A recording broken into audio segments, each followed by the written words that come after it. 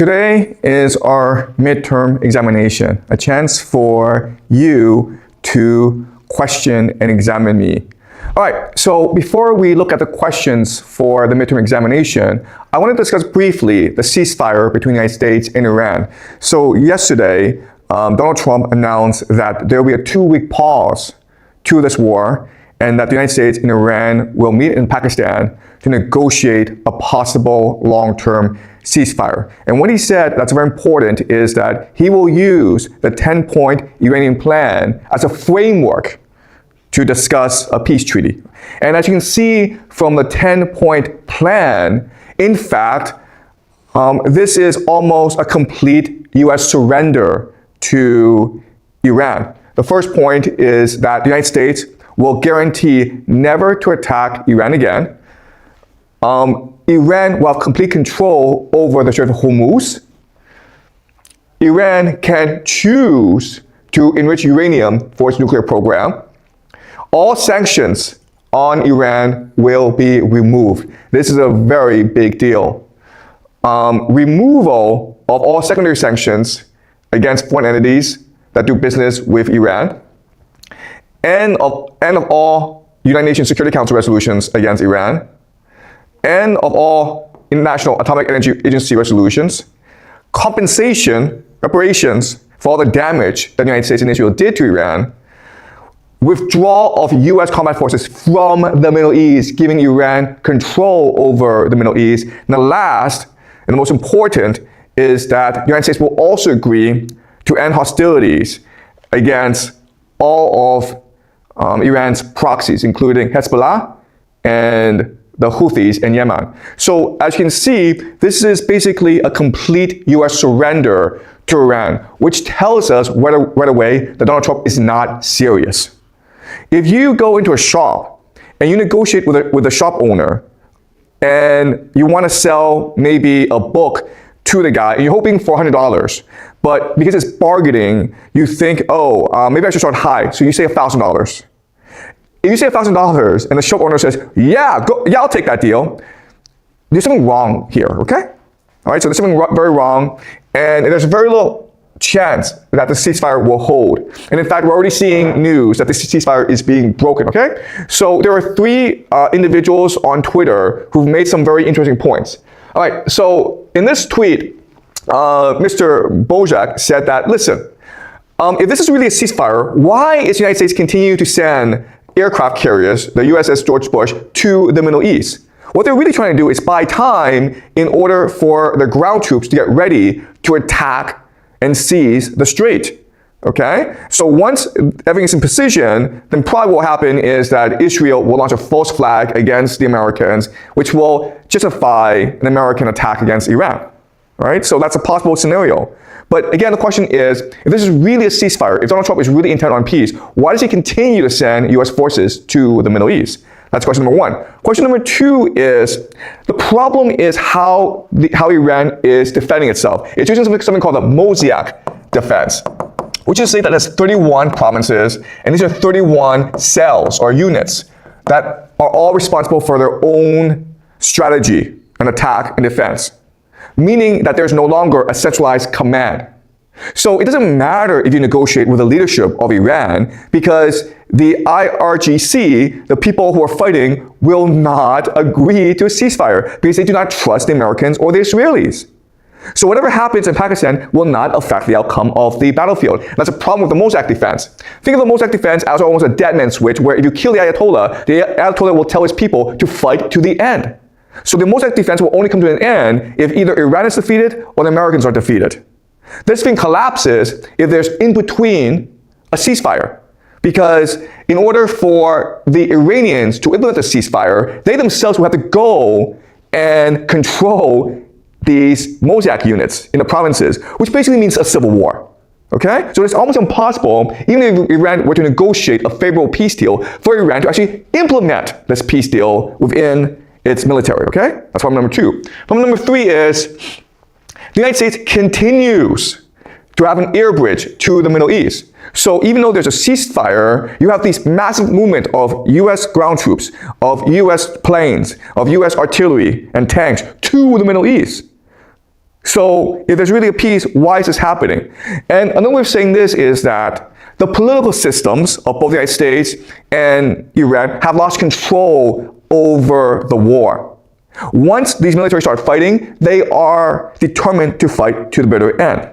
Okay? But unfortunately, what this tells me, the fact that Iran is willing to negotiate a peace treaty, probably means that there is a schism or divide between the political leadership in Iran and the military leadership in Iran. And this is going to cause a lot of problems in the future. So maybe before this past month, it seemed as though that Iran had control over the battlefield and Iran was winning it. But I think over time, what's going to happen is that fissures will arise in Iran, and Iran will start losing the battle more and more as the United States and Israel develop a much more coherent strategy against Iran. Another major issue is that as this war drags on, the world economy is going to suffer, which means that people can no longer drive their cars, and which means maybe a lot of people will also starve. And this means that ultimately public or global opinion will slowly turn against Iran. Okay, and even Iran's closest allies, Russia and China, will feel the strain of this war and maybe even pressure Iran to end this war. But again, as we discussed previously, because of the way that Iran has structured its military defense, it is impossible for Iran to end this war unless it's either destroyed or it's destroyed the Americans. Okay, so this war, this ceasefire, it's only a PR stunt. It will actually lead to nothing. All right. The major point, okay, of contention is whether or not Lebanon is part of the peace treaty. So the Iranians believe that this peace treaty also includes its proxies, specifically Hezbollah in Lebanon and the Houthis in Yemen.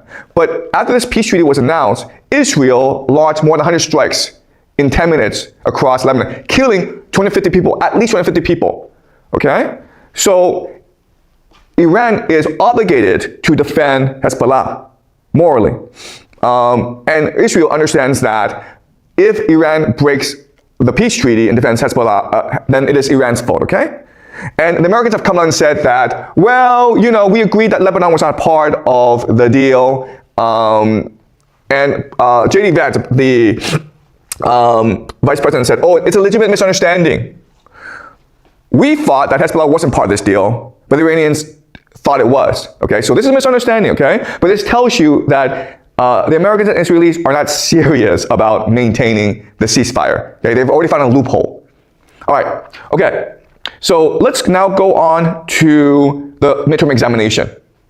And as I said, you two can ask me questions, and I will try my best to answer them. So this Twitter account, or this app, did a very nice thing and basically analyzed all 8,000 plus questions and broke it down into some major categories. All right, so what I'm going to do first is I will look at these questions and then answer them. All right, and then we'll look at some other questions. All right, so the first question is, all right, I said that the empire is declining, but at the same time, the US could benefit from this war. How do I reconcile the contradiction? And the answer is, it's not really a contradiction. The United States is extremely powerful. It's really a question of who benefits from these changes.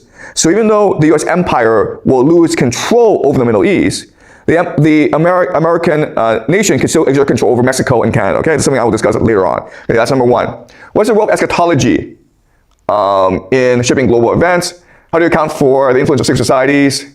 All right, so these are the same questions, and I'll answer it right now. All right, so let's examine how all this works. All right, so first thing you need to understand is that history moves in a certain direction, okay? It's very complicated, it's very messy, but there is a structure and a pattern to the movement of history, okay? A structure and a pattern. So think of a river. Okay, when you see a river current, you think, I can't see anything, it's just complete chaos. But if you're able to read the river well, you know how the river is moving, okay? So you can position your canoe or kayak in a way that allows you to seamlessly, smoothly cross the river.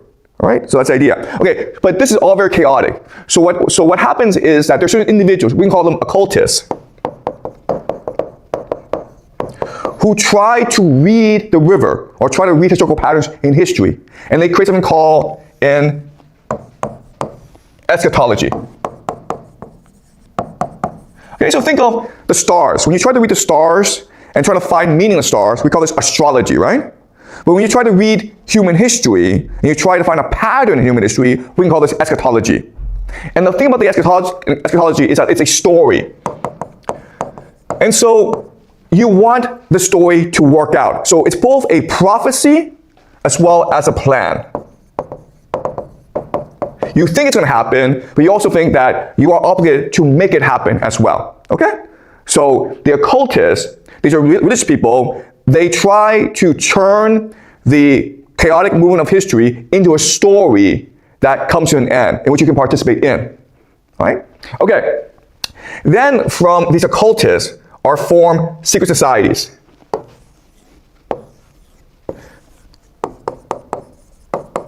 In order to understand this eschatology and also to promote this eschatology. Now what happens is that powerful people, okay? Powerful people, the rich and the powerful, they join these secret societies. Why? Because as a rich and powerful person, you want to know how history moves in order to better position yourself in order to protect your power and your wealth. Okay? That's why very famous people, they often have astrologers to work for them. And that's why rich and powerful people join secret societies, because they want access to this secrets that tells them how to make better investments and how to have more political power. Also, secret societies enable them to create networks in order to maintain their power, okay? But the problem is that you need people to actually move towards the ending to propel this eschatology. And these people we can call agents, okay? Agents. And these agents, of course, include Donald Trump and Vladimir Putin. Okay? And this is how the world works, where the occultists are the ones who imagine the world, and the rich and powerful are the ones who act out the world in order to benefit themselves. And then they appoint certain agents who are like puppets in order to move the world in a certain direction. Okay? So these agents are like vectors. All right. But there's certain problems with this system. The first problem is that there are different secret societies, and they fight amongst themselves to achieve different eschatologies, okay? The other problem is that the rich and powerful will often switch secret societies, switch loyalties in order to maximize their benefit. So they don't have any loyalties, right? And then the last problem is that these agents, like Donald Trump and Vladimir Putin, they seem like puppets, but they themselves believe they are using these secret societies to achieve their own vision, which is given to them by God. Okay? So it's a very complicated system. And this is why no one thinks that it's all a grand conspiracy, because each person is doing his or her own part subconsciously to maximize his or her benefit. Okay? So it's not a top-down system. It's a much more dynamic, fluid game than people assume. Okay? So this is a map that helps us understand how the world works.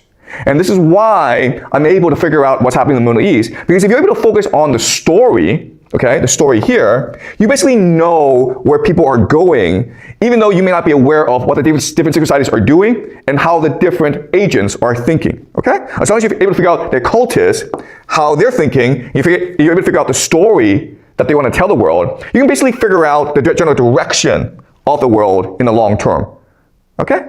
All right, so now what I want to talk about is China. What is China and what is China going to do?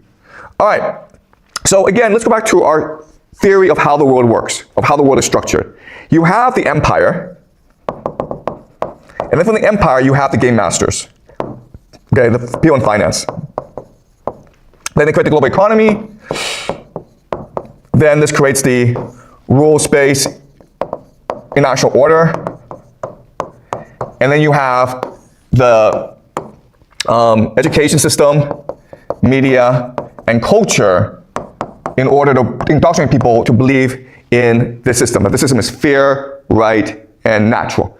Okay, and then you have parasitic organizations, science, crime, intelligence, to control the system, but also to draw benefit, to extract value from the system. Now, what we understand is that the beauty of this system is that it's capable of extending itself and replicating itself in other societies, okay? So the two examples are the GCC and China. Okay, this is really important for us to appreciate.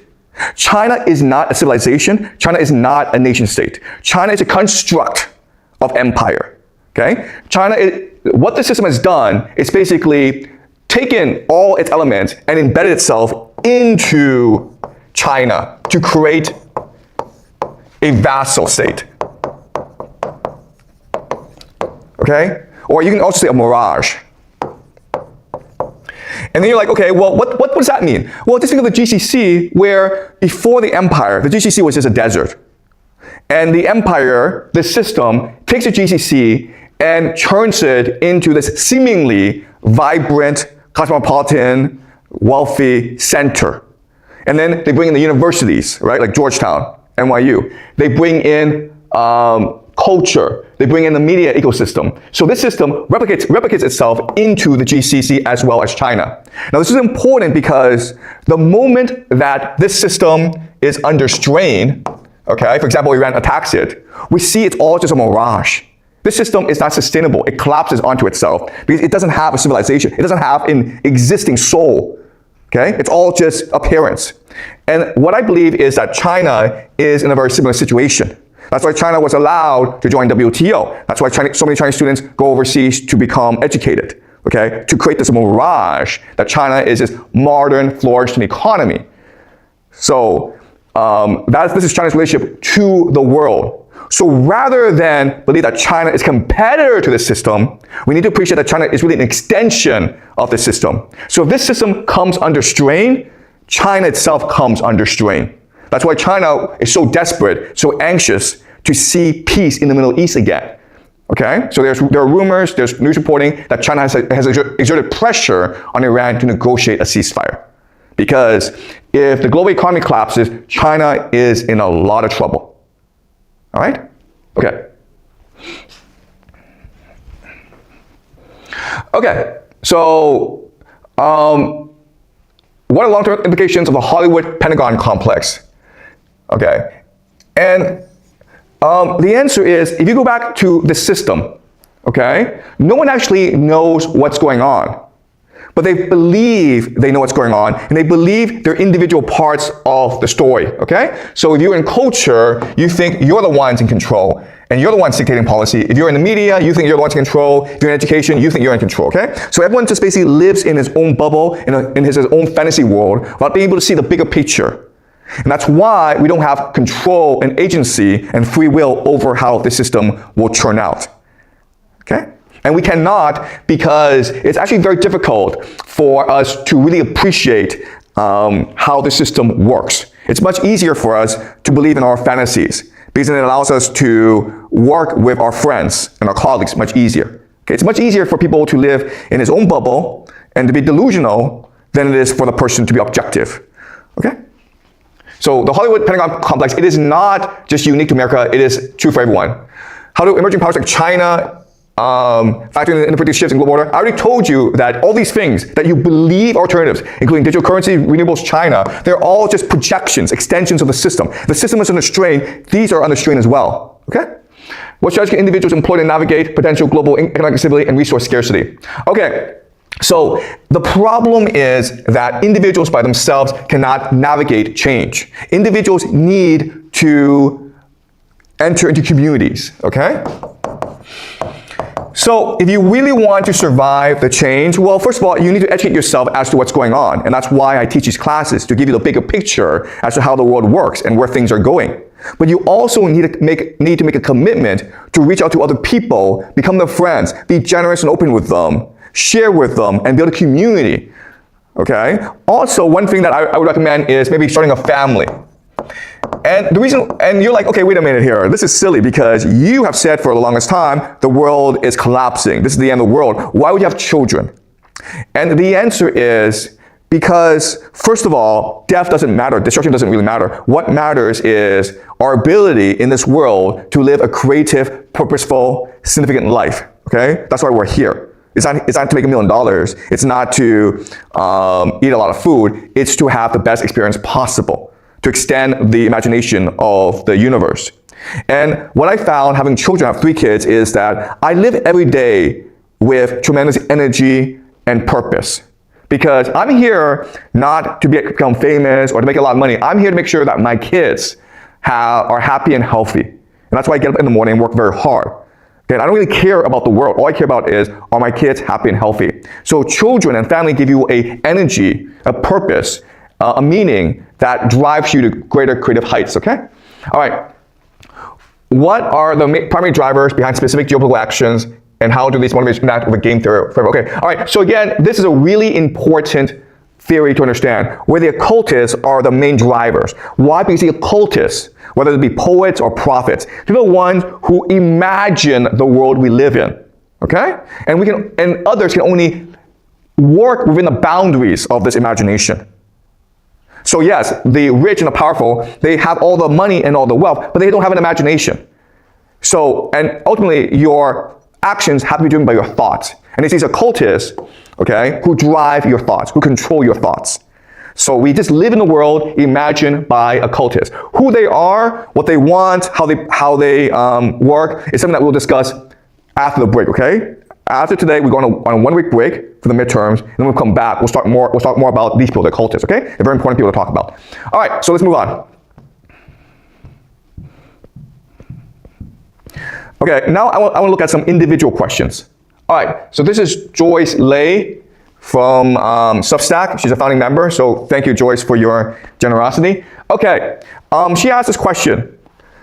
You make 3 predictions about the outcome of the US-Iran war, but I don't have any time frames. I don't do time frames because these things are trends, okay? They're general movements. Okay, and she says, well, if all 3 come true then we have to believe that it may not be because of the war itself. How do you differentiate between causation and correlation, okay? This is a great question, and it's something that I think a lot about. So I make these predictions in order to validate my prediction model. But just because these predictions turn out to be correct does not validate my prediction model 100%, okay? And that's why it's important to keep an open mind and to continue to make predictions. Now, what I will say is this. When I first started making predictions 2 years ago, I was just looking at patterns and then trying to figure out what patterns were the most salient or the most obvious. And then I made those predictions, and I was very confident about these predictions. Now that I'm famous, now that people are demanding I make predictions every day, it's hard for me to make accurate predictions because I don't have access to all the information. And it's hard for me to think clearly, objectively, because I know that whatever I say is going to have an impact on global events, okay? So this is a major constraint on my capacity to make accurate predictions. I am no longer an observer, I'm a player, okay? And I also get a lot of influence from other people who want to control my prediction. I understand that. So I try to keep away from people as much as possible, but it's an impossible thing. So I appreciate this question. Yes, correlation and causation are 2 different things altogether. It's possible that we'll never really understand causation. The other thing that I want to emphasize is that I myself appreciate the limitations to my own objectivity, okay, because of my status today. Okay, so that's from Joyce. Isn't Pump and every politician just a puppet of the societies? This is a great question. It's something that I addressed earlier, which is, yes, they are agents. They can only be agents. But at the same time, the agents have agency. The agents have free will. So think of Napoleon and Julius Caesar, and they were obviously supported by secret societies. But they reach a certain point where they can betray the secret society or veer off in a different direction. And Hitler and Stalin are also different examples, okay? So every great person in history, most of them are supported by secret societies, but they also reach a point where they feel they have a higher calling. And it's God that they must be loyal to. So they betray their secret society. And I think that something will happen with both Trump and Vladimir Putin. Okay. I have the Third Rome, I have the American Technate, and I have Pax Judica. Wait a minute here. These are 3 different empires. And the reality is that this unipolar moment where America controls everything, it is unique in human history. It's not sustainable, and it will not last. So the idea of competing empires, it's much more common in human history. So yes, you'll have the Technate where America retreats into Greater North America, Russia exerts control over its territory, and Israel tries to build a Pax Judica in the Middle East. And they will be in competition against each other. There'll be some areas in which they cooperate, there are some areas in which they compete. And so we are moving towards a multipolar world. okay? And we don't actually even know how long this multipolar world will sustain itself. Probably not very long, maybe 10 years, maybe 20 years, okay? All right.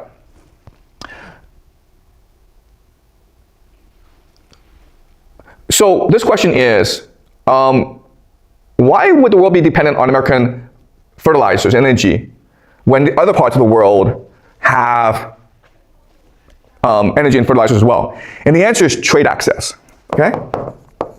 What America can do that other nations cannot do is basically retreat into its continental fortress and control sea trade, okay? So right now, the easiest way to trade is through the sea.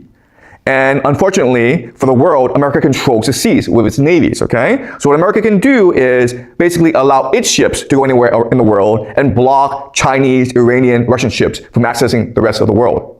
Now, a counter to this is that, well, you don't have to go by sea. If you were to unite Europe, Asia, and Africa and the Middle East, you can just use railways, and that's what China wants to do. The problem is Iran. That's why America is so invested in destroying Iran, because Iran is really the pivot of the world. If you can destroy Iran, it'll be very hard for China to access Belt and Road, and hard for Russia to trade with Africa, okay?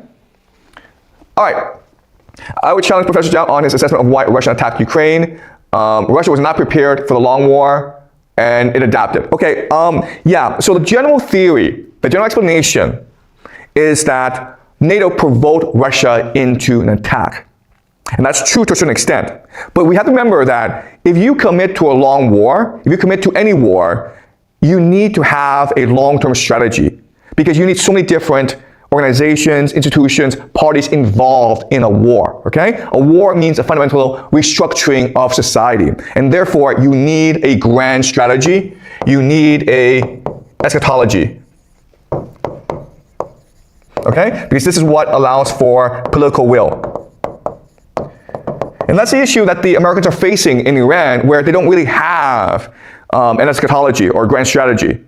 That's articulated, okay? There are people in America who do have the grand strategy and eschatology, but it's not articulated to the American people, okay? And that's why America doesn't really have the political will to sustain this war in Iran. So again, there's this misconception that these people, Putin, Trump, they just have these emotions, like, I want to go attack, so they go attack. That's not how these things work, okay? You need a lot of people to agree to attack Ukraine, to agree to attack Iran before these things happen, okay? The idea that one man can control an entire country, it is just a myth. It cannot happen that way. A country is controlled by different vested interests, different institutions. These institutions have to align together in order for something to happen, okay? Otherwise, they'll just sit back and do nothing. And that's the situation that Iran faced in the lead up to this war, where everyone was like, the Americans, the Israelis are going to attack you, so take the initiative. Why are you still sitting around doing nothing? And the answer is because there are different factions, there are different institutions cannot align together on how to respond to the Americans and Israelis, so they just sat back and wait to get attacked, okay? All right. Why don't Asian and Middle Eastern nations unite to prevent American interference driven by its own interests? Okay. Yeah. Okay, another misconception is that the nation state, it is real. It is not real. It's just a made-up concept, okay? The idea of China, the idea of America, the idea of Russia, Iran, they're all made-up concepts. They don't exist. What these nation states are a collection of interests. Collection of elite interests. And all this means is that the people don't matter, okay? The people are a resource to be exploited by the elite. What matters is the elite. So the question then is, where are the elite, where are their allegiances? Where are their loyalties? And the fact of the matter is that in East Asia, in the Middle East, much of the elite have their family and have their wealth all stored in the Western world. So they're not loyal to the people. They are never loyal to the people. They're loyal to themselves, to their families, to their social network, and because all of their wealth and family is located overseas, they're loyal to overseas. So these elite in Asia and the Middle East, they are basically carpetbaggers, okay? And that's why we have this situation. And that's why, as things progress, nations that have very close relationships with the Western world, for example, the GCC, they are much likely to fall. They're much likely to collapse because these are very unstable countries. Whereas countries like Iran that have been isolated, ostracized by the West, are much more cohesive. Okay?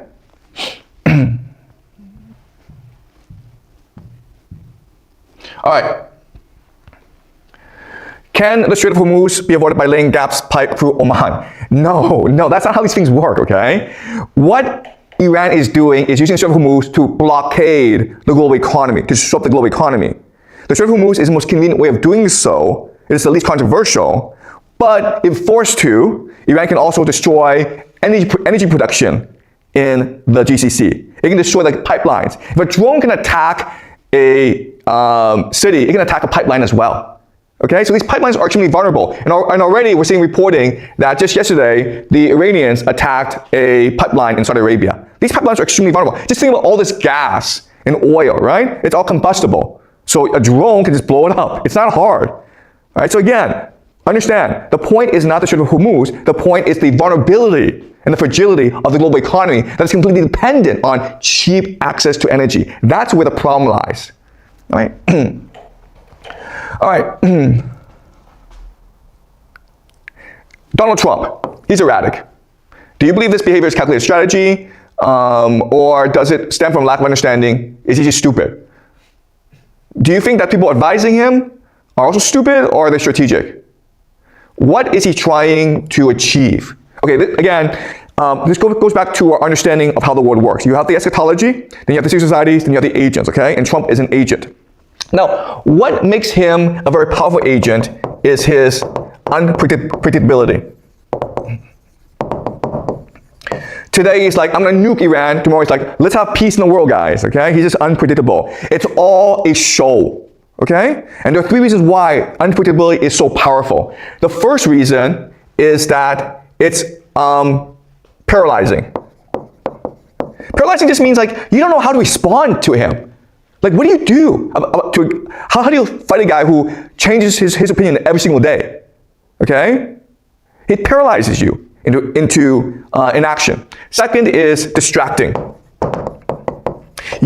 your attention is focused on his antics, and you don't realize that behind the scenes, things are happening. Okay? There are people who are implementing certain things, but you don't really notice the backstage because you're just focused on Trump being a clown on stage. Okay? And the last advantage is flexibility, which is to say that he is not beholden to any strategy. And he can change his strategy at any time, okay? So yes, we think he's a clown, and he is a clown, but there's a method to his madness, okay? So it paralyzes enemies, it distracts his enemies, and he's able to maintain maximum flexibility in his actions, okay? And that's why he's so successful. All right, the people around him just do whatever he tells him to. People around just tells him exactly what he wants to hear, okay? It's actually Donald Trump that's making all the decisions. And his ultimate purpose is to get his third term. All right? Because from his perspective, if he actually wants to implement his vision for America, he needs the third term.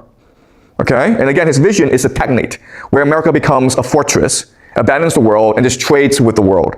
Okay, we discussed this previously. But for him to achieve that, he needs his third term.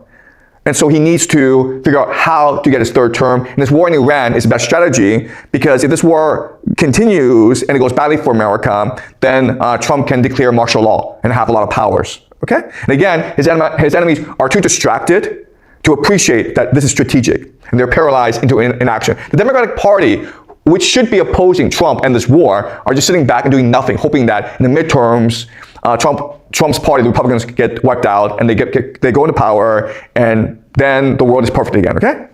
So the Democrats actually don't have a strategy for this. All right. The petrodollar collapses, okay? Let's pretend the petrodollar collapses. AI collapses, treasury bond collapses. Will the U.S. not suffer an economic and development catastrophe, which is not part of the U.S. plans? Yeah, this is a good question, but you have to understand, again, a nation state is a collection of different interests, and these interests are competing against each other. Okay, so you have different interest groups. You have AI, you have finance, you have resources. Okay, and so what matters is the general direction of the country.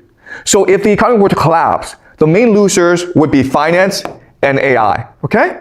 But then what America can do, because it's so wealthy, and its people are so energetic, is, well, let's just focus on building resources, okay? Oil, food, water, fertilizer. Let's just make this stuff and sell it to the world. Then the economy rebounds, okay? So this is actually a restructuring. Okay? Something we talked about before, where the purpose is not to destroy America, the purpose is to move power away from one elite to another elite, okay? This is basically a revolution in America. AI can actually be saved, okay? With government bailout.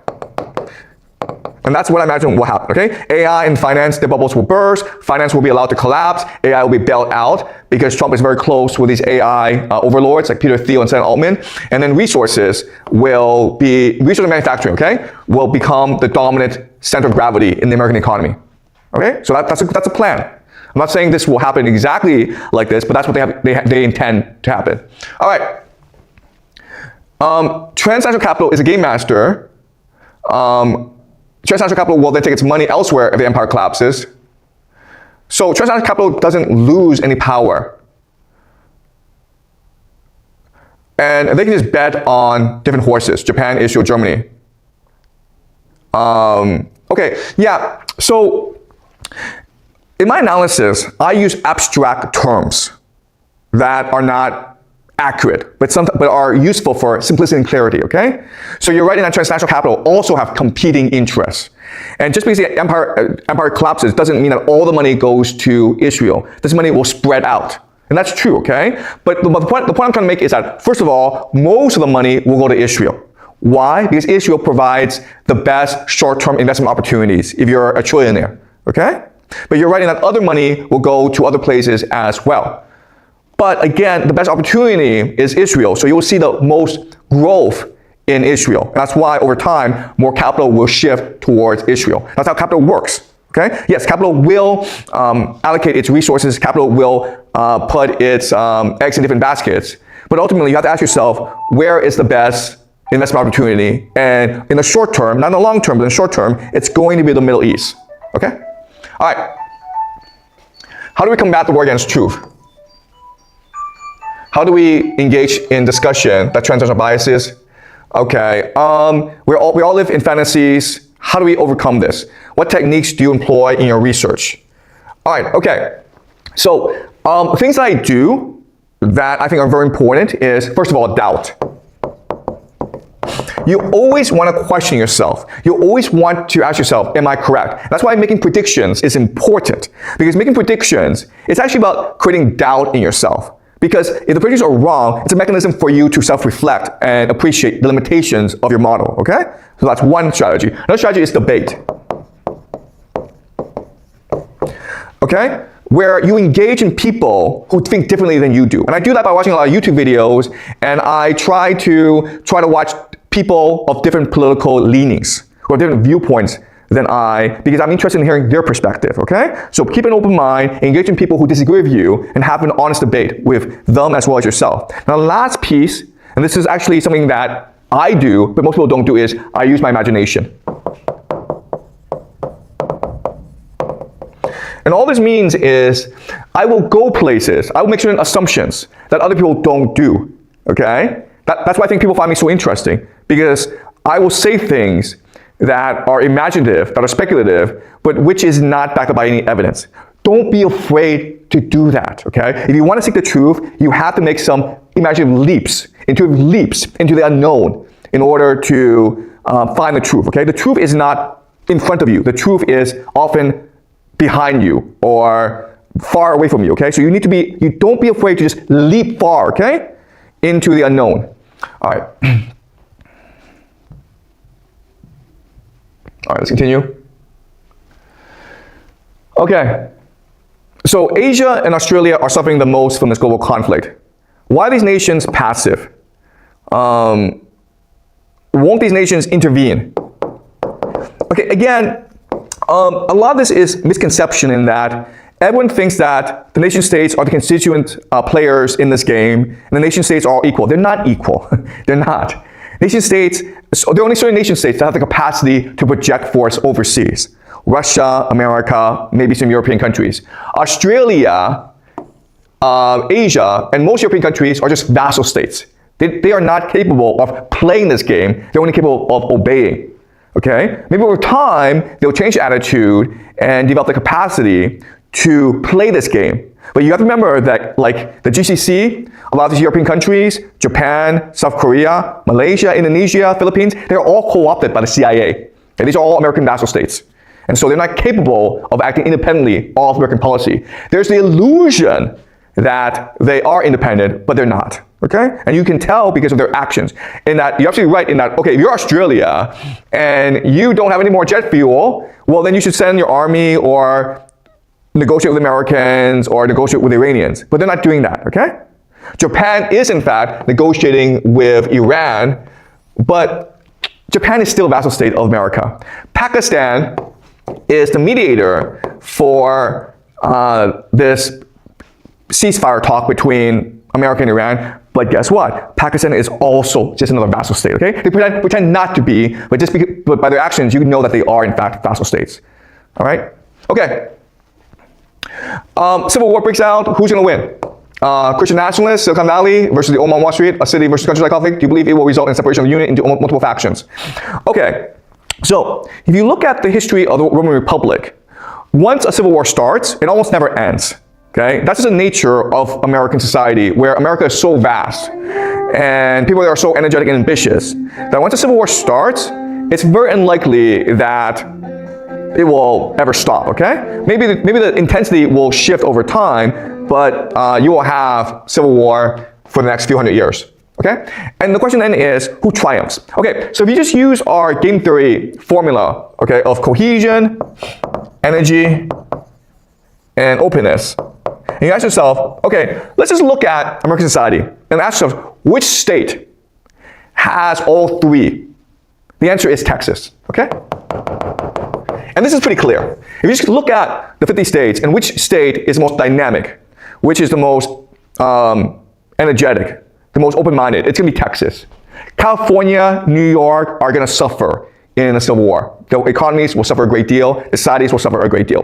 Texas will emerge as a clear winner in any conflict, okay? And with Texas, you also have Christian nationalists.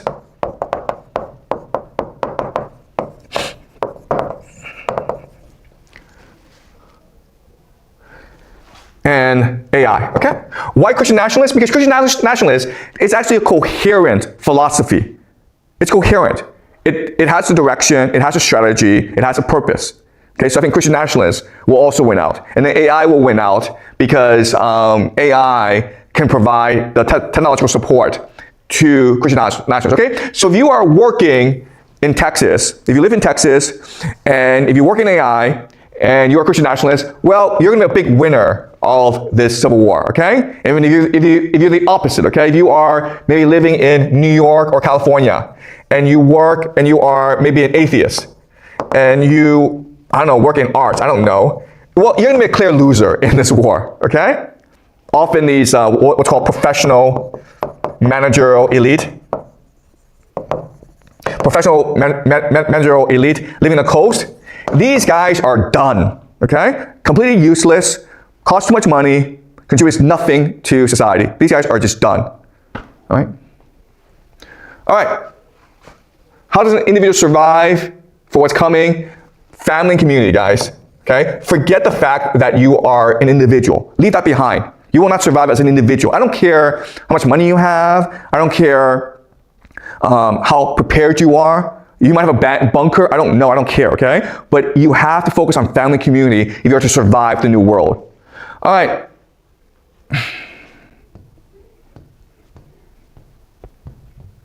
All right. Do you think Iran should have nuclear weapons? No. The worst thing Iran can do at this point is develop a nuclear weapon. Iran can at most have 10 nuclear weapons, America has 1,000. There's one way for Iran to lose this war really quickly, and it's to threaten America with a nuclear weapon, because that gives America the justification to use its nuclear arsenal, okay? But the other problem, and this is actually more important problem, is the idea of complacency. Where if you think you have nuclear weapons, if you have nuclear weapons, you think, I'm safe, I don't have to worry about anything. No, no, no. It's much better to be creative and resilient and open-minded, Okay? So if you don't have nuclear weapons, you're always under threat, right? That forces your people in society to constantly think about how to be strategic. All right? So nuclear weapons is a bad thing. It's not a good thing. All right. Pax Judica. Doesn't Saudi Arabia see that coming? Why would they allow that to happen? Well, because for Saudi Arabia, what matters is first defeating Iran. Because the strategy is, I defeat Iran, then I'm master of the Muslim world. So I can unite all the 2 billion Muslims in the world behind me to defeat Israel, okay? So from a perspective of the GCC and Saudi Arabia, Iran is a much bigger threat than Israel. Why hasn't the GCC said anything about what's happening in Palestine and Lebanon? The GCC are corrupt vassal states of America, all right? It's not hard. These are all run by the CIA. If Trump is a strategic genius, why did he authorize the insane and stupid failed mission to steal uranium? Okay, all right, this is a really good question. And the answer is this. Trump is a genius at politics. He's a genius at screwing over his enemies and accumulating power for himself. He is not a military genius, okay?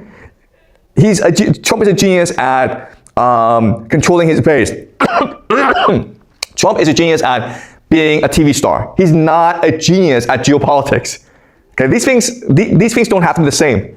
All right, how can Israel sustain a global empire when the religious leaders view the physical destruction of their own cities as a spiritual victory? Okay, it's not that hard to rebuild an economy and a city. It's not, okay? What is hard, though, is to develop the spiritual cohesion of a people, to make them believe in something so that they're willing to die for it, okay? That's what matters, all right? Destroying a city, you can rebuild in 5 years' time. It's not that hard. Just hire the Chinese to do it, okay? On nuclear taboos, why would they respect a rational escalation ladder to avoid using nukes? Okay, that's a really good question. If these people are religious and they're fanatical and they're crazy, why do they care about nukes? And the answer is they don't care about nukes. They think this world is fake, okay? But the problem is that nuclear weapons, there are institutional constraints and restraints on the use of nuclear weapons. Okay, so there's this myth that Donald Trump can just press one button and all the nukes will go flying. That's not how it works, okay? There are lots of subtle constraints on the president, okay? He has to go get the nuclear football, then someone has to open for him, and then he can press a button. But if people think Donald Trump is crazy, I guarantee you that nuclear football guy is going to run away, okay? There's so many taboos against the use of nuclear weapons. Again, I keep on saying this, but if nuclear weapons are used in this war, we are completely screwed, okay? I don't think nuclear weapons will be used in this war. All right. If mass organization are the primary causes of imperial decay, why are unlimited population, unlimited land, set as reasons the U.S. Senate will succeed? Okay, all right. Look, I said the U.S. Senate is the plan. I didn't say it would succeed. Yes, I understand. America can take over all of North America. It can occupy Canada. It can occupy Mexico, Cuba. But when it does that, it's going to create a lot of insurgencies. It's going to create a lot of conflict. So it will be a dumpster fire, okay? Just because you are able to accomplish it doesn't mean you should accomplish it. It doesn't mean it'll be successful. Immigration trap. Why is conforming to rules and working hard considered playing the game wrong if high confidence is required for resilience in the coming era of resource scarcity? Look, if the game is fair, you want to conform to rules and you want to work hard. But if there's an elite that is parasitic, that is rent-seeking, then by working hard, you're just transferring your energy to the elite, okay? So before, maybe 20 years ago, America was a place that was very fair. And so if you just worked hard and played by rules, you would succeed. This is no longer true where it's basically an oligarchy and where few people control all the power, okay? All right. Iranians are growing less religious. And so as this war continues, the framework of Shia martyrdom will energize Iranians to become more cohesive. And the answer is yes. One outcome of this war that we should expect is that Iranian society becomes much more religious, much more fanatical. All right? And one reason is that the Americans are intent on destroying Iranian urban centers like Tehran. Okay? So the Americans and the Israelis are bombing railway networks that connect Tehran to the countryside, and so Tehran might not have access to food, in which case Tehran might disappear as a city. In that case, when people are in desperate need, they turn to religion for comfort, okay? And then they have this eschatological drive. So yes, we can expect Iran to become much more eschatological as this war continues. Okay, the US implements the draft, Generation Z refuses, so you have a civil war, then where's the US military going to get its soldiers? Okay, that's a good question, and the answer is illegal immigrants, okay?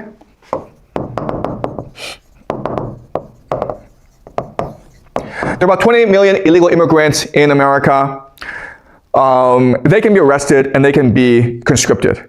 Okay, so that's a solution to this problem because, as he points out, young people are not going to fight in this war because it's suicidal. All right, what if you can make cheap drones? Okay, so I say, you know, the way to counter cheap drones is with a ground invasion, but America can make even cheaper drones, then wouldn't that solve the problem? And yeah, so the answer is this. We become too obsessed with technology. We think that technology can solve all the problems. And what you don't understand, what people don't appreciate is that technology is built on people, okay? Technology is meant to complement people, to enhance the skills of people. Technology is not designed to replace people. That's the issue that America is facing in this war, where America thinks that by using sophisticated air defense, by using supercarriers, by using fighter jets that are stealth, we can reduce civilian casualties and win the war. And it's turning out not to be the case. Why? Because people are much more creative, much more resilient, and much more determined than technology. Okay? So if you have a group of people together, they're always going to figure out a way to defeat your technology. So imagine this, okay? You build a robot, and this robot is invincible. Lots of machine guns, nighttime vision, 360 vision, okay? If I fight this robot one-to-one, I'm dead, right? But I'm a human being, I'm not stupid, so what I'm gonna do is I'm gonna lure this robot into a dark forest or a cave where the robot's gonna stumble and where I can maybe throw a rock or pour water on it, okay? But because technology, it's static, people are dynamic and creative, okay? And spontaneous. So that's what makes people so wonderful, because we humans, we're dynamic, we're creative, we're spontaneous. We're not afraid to die for what we believe in.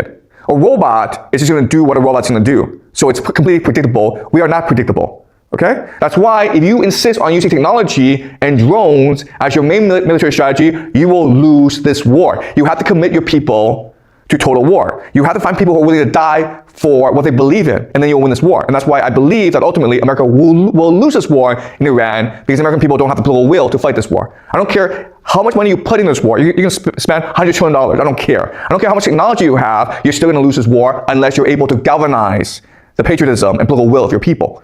Okay? All right.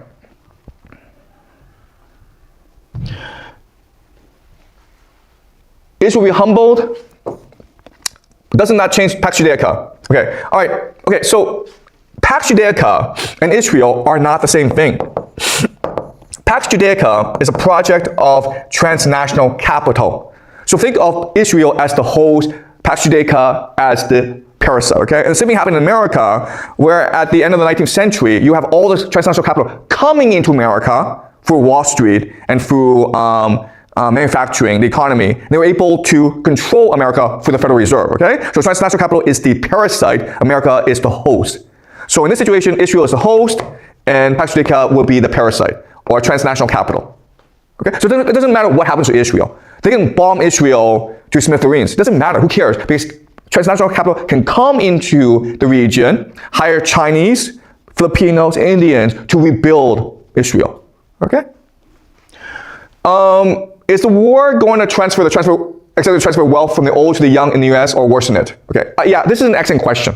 This is really a key question if you really understand geopolitics. The answer is, as this war continues, as chaos continues throughout the world, more money will be transferred to the old than to the young. Okay? So all this inequality, this generational inequality that we're seeing in America will worsen. And the reason why is that in a time of chaos, in a time of conflict, okay, capital always triumphs. Okay? And the reason why is that capital is able to foresee risk, to distribute risk properly, and take advantage of risk. Okay? If I have $1 trillion, it's almost impossible for me to lose my money, and I can make more money, okay? So imagine a situation where, okay, I have $1 trillion, I'll invest $1 billion in America, $1 billion in Iran, $1 billion in Israel. I can't possibly lose this war, okay? But if you have like $1,000, I guarantee you're gonna lose all your money. And the reality right now is that the old, not all the old, but a minority of the old, the oligarchy, have all the capital, and the young have nothing, okay? So it's the young who will give up all their money to the old, and it's the young who will be asked to die in the Middle East so that the old can maintain their power. Okay? And that's a historical pattern.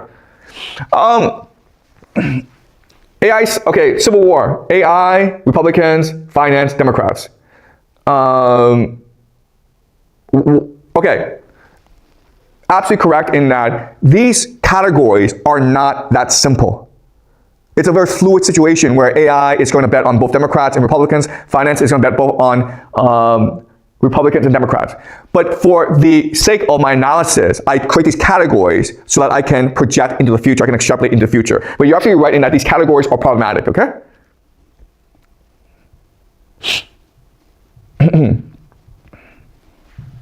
All right. America's plan is to weaken the global economy by letting the war drag on. If Iran wants the US to leave, how can Israel still achieve its plan? Okay, first question. Is America trying to slowly weaken the global economy by letting the war drag on? And the answer is, it's not intentional, but it's a consequence. Meaning America can suffer the consequence of the collapse of the global economy because America is self-sufficient and it can always retreat back into its fortress. It's the global economy that will suffer. So it will seem in hindsight that America had this plan all along, when in reality it's just because no matter what America does, it always wins. Okay? That's a benefit of being America. No matter what happens, you always win. All right? Iran wants the US to leave, but then how can Israel achieve the Greater Israel Project? And the answer is, Israel will not let the US leave, okay? I mean, Israel right now is a parasite, US is the host. Once the US leaves, Israel becomes a host, Pax Judica, transnational capital becomes a parasite, okay? So there's no way the US is gonna leave the GCC region. Will the 2 weeks ceasefire hold? No, okay? No, forget the ceasefire, it's all theater. And like, think about who is negotiating the ceasefire. You have Jared Kushner and you have Steve Witkoff, the same 2 guys that screw up the negotiations which led to this war in Oman, okay? And then, where is this taking place? It's taking place in Pakistan, which is a vassal state of the United States. So these negotiations will go nowhere. All right. How do you fit variables and general human unpredictability in your game theory model? Yeah, that's a really good question, okay? And the answer is I don't use math. It's impossible to model random human behavior. It's just impossible. Maybe if I had like 1 million years of data, I could do that, but I can't do that. I have like a few hundred years of data. So I don't even use math. I know it's game theory, I know it's supposed to use math, but I'll be constrained by math, okay? So I use a lot of intuition, I use a lot of doubt, I use a lot of debate. Okay, so doubt, debate, imagination. How would Israel, so Israel is a pariah state. How can it achieve Pax Judica? Okay, so this is confusing for people, but like, public opinion does not matter in geopolitics. Rome was this genocidal state. No one cared. It didn't care. It still became, the empire lasted for 1,000 years, okay? Even today, we still worship Rome. The Aztecs were known for human sacrifice. Didn't matter. They still became the empire of Mexico. The British, they created all these wars in Europe. They enslaved the Indian population and destroyed their economy and stole trillions of dollars from them. They addicted Chinese to opium. Do we ever talk about this? I mean, like, if we had an opinion poll back in the 1850s, I think most of the world would be like, the British Empire is evil. They're genocidal. We still worship the British Empire today. Okay? So public opinion does not matter. We've come to this delusion that our opinions matter in geopolitics. It doesn't matter in geopolitics. What matters is power. Okay?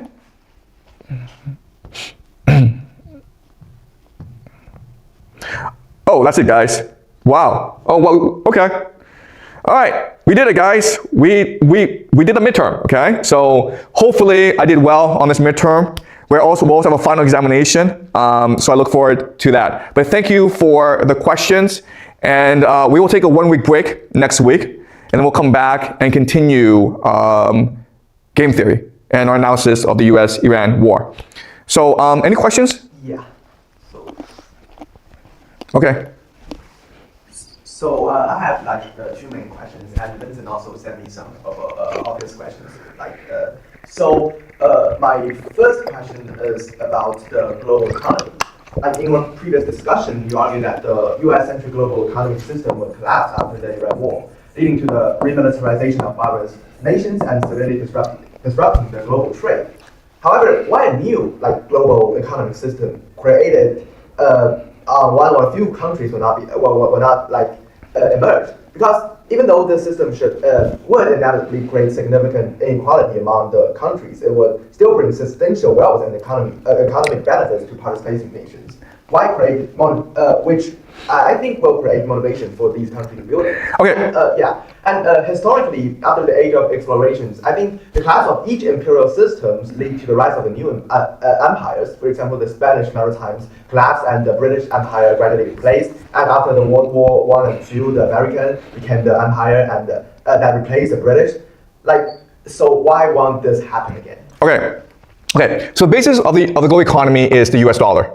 Okay, so what is the US dollar? The US dollar is basically a contract system. Okay, so when I use US dollar, basically it's a contract that our trade will be honored, okay? Right? But with a contract system, you also need an enforcement mechanism. Okay?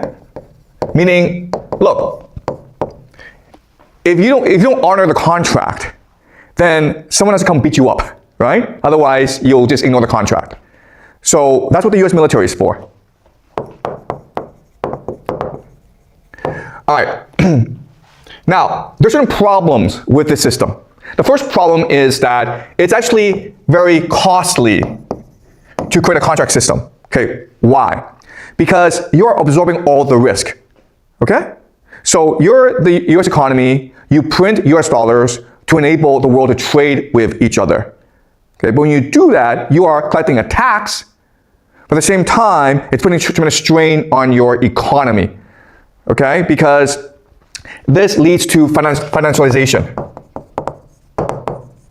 which is just risk and speculation. Okay, so all this excess money is being created around the world, and you have to absorb it into your economy, which causes inflation, which causes things to be unaffordable to your people. All right, so that's the first problem, okay? It's really expensive on the population. The population in America must absorb the cost of excess liquidity in the world, okay? Does that make sense? Okay. The second problem is the military.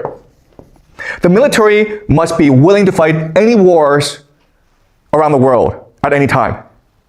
Okay? So the question then is there any nation in the world besides America that's one, willing to absorb the cost of creating a contract system, being the global reserve currency, and number two, that's willing to fight a war to enforce this mechanism anytime, anywhere in the world? And the answer is no, hell no. Okay? This system is retarded. It is unbelievable that America agreed to this system in the first place.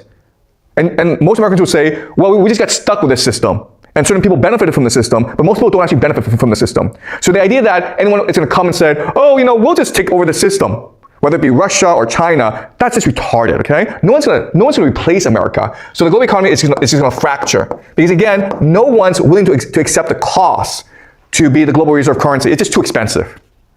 Right? Does that make sense? Yeah. Okay. But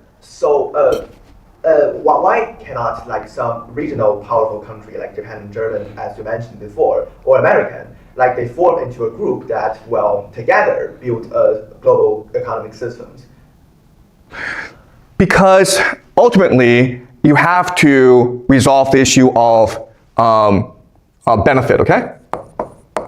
Okay? We have to negotiate who benefits.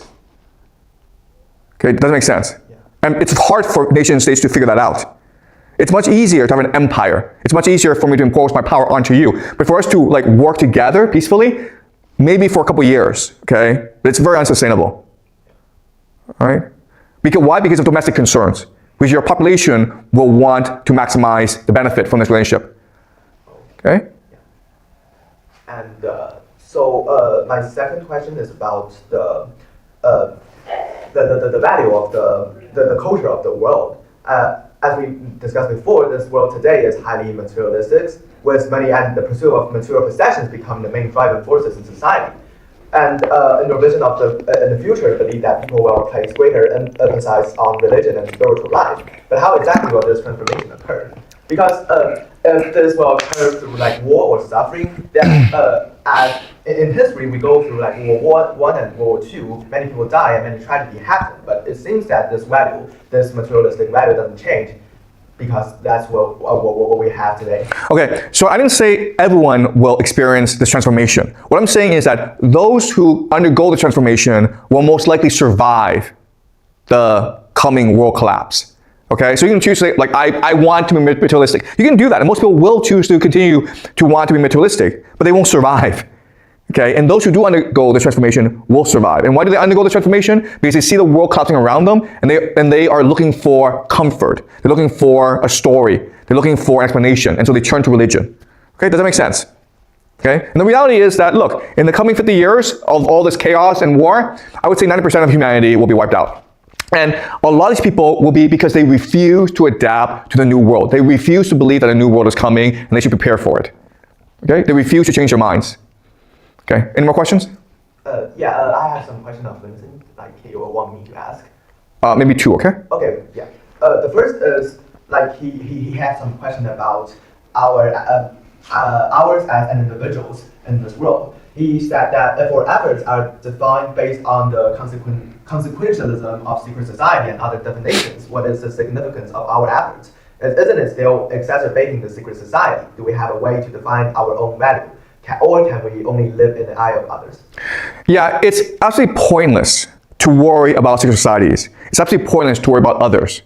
What you can do is live your life to the best of your ability. Okay? You can be focused on learning, on developing yourself spiritually and intellectually and emotionally. You can be focused on reading books, on asking questions, okay? And if you do that, you'll be fine.